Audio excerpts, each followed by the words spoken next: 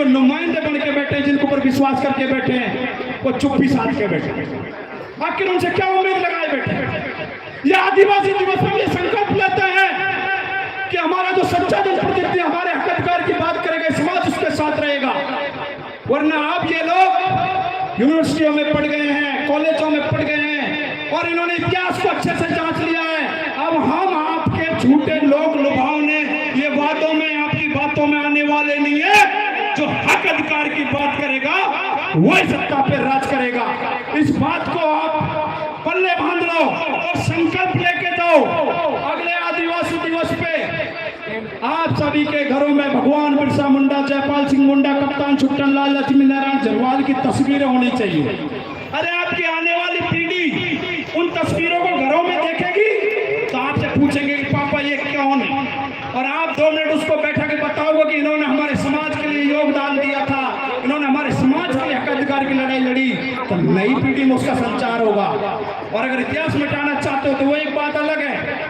ये सिर्फ सांस्कृतिक कार्यक्रम तक सीमित मत रखो इन प्रोग्राम। अरे आज आपको पता है आपके आदिवासी दिवस की एकता से सरकारें हिली हुई है।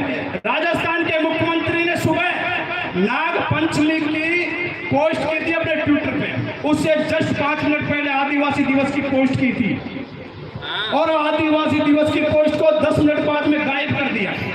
पता नहीं ऊपर से क्या आदेश आया, पोस्ट डिलीट कर दी। आप समझ सकते हो कितने लोग डरे हुए हैं ये लोग, क्योंकि आदिवासी समाज आज एक जाजम पे आ गया है। आदिवासी समाज अपने हक अधिकार को पहचान गया है। आदिवासी समाज लड़ना सीख गया है। आदिवासी समाज अब इनसे टकराना सीख गया है। इसलिए ये लोग हमें तोड़ना चाहते हैं, हमें दबाना चाहते हैं, लेकिन आप आदिवासियत को फॉलो करोगे।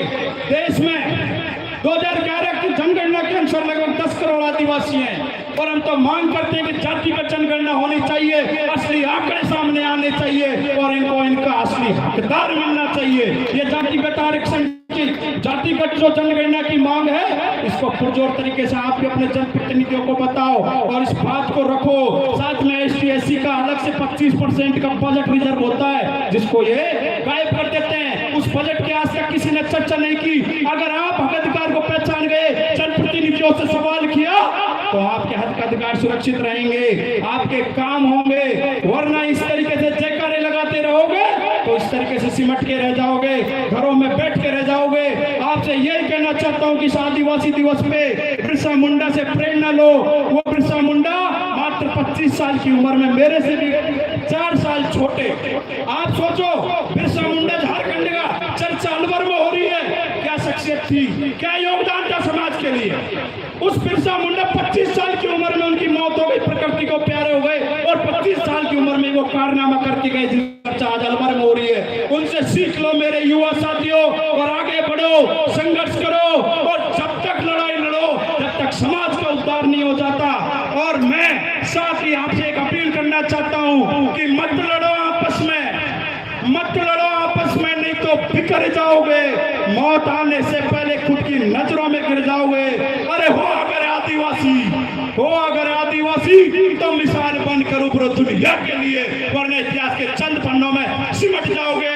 जय जवान, जय आदिवासी। धन्यवाद। बहुत धन्यवाद भाई साहब का, बहुत बेहतरीन और बहुत ही ऊर्जावान स्पीच जो आपने दी, उसके लिए मैं कमेटी की ओर से, अलवर की ओर से आपका बहुत बहुत धन्यवाद करता हूँ, बहुत बहुत स्वागत करता हूँ। अब हमारे बीच में कलाकार भाई हमारे सुरेश सुनंदा जी आए हुए हैं और एक मोटरसाइकिल की चाबी मिली हुई है हमें वकील साहब। तो दोस्तों, साथियों, आप लोग आराम से अगले हमारे कलाकार भाई सुरेश सुनंदा जी को सुनेंगे। बहुत ही बेहतरीन और अच्छी कलाकार प्रस्तुति आपके सामने प्रस्तुत होने जा रही है। Hello hello hello.